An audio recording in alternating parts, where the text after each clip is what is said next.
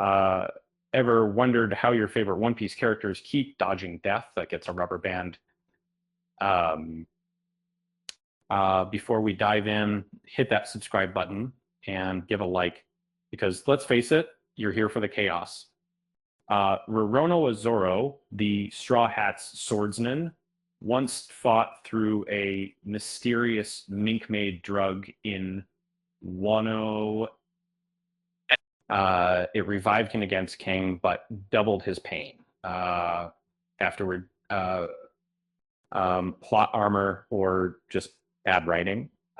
Um, and then you can put Kinemon took a Conqueror's Hockey hit to the head and got sliced open during Onigashima. Yet he survived while others died from minor injuries.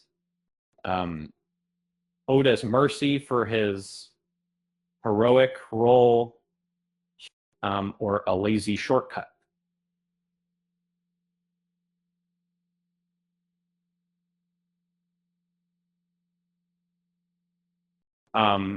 That Trafalgar Law and Eustace Kid suddenly awakened their devil fruits against Big Mom with no prior hints.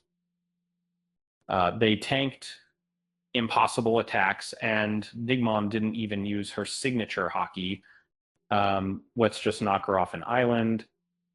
And Blackbeard survived Magellan's lethal poison, despite the villain himself saying it was incurable.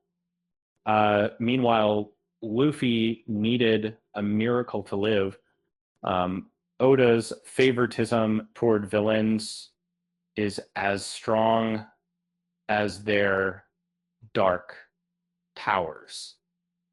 Luffy almost died multiple times. Crocodile Sand Trap, Magellan's poison. Both times he was saved by water and a random doctor. Talk about lucky when you're the main character.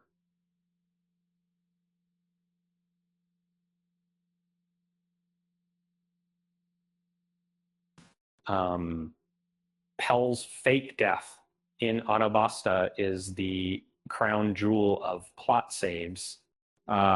He carried a bomb out of town, exploded, and somehow lived. Oda's fake out was so bad, even fans forgot he was alive. Ever seen a character cheat death harder than a spreadsheet?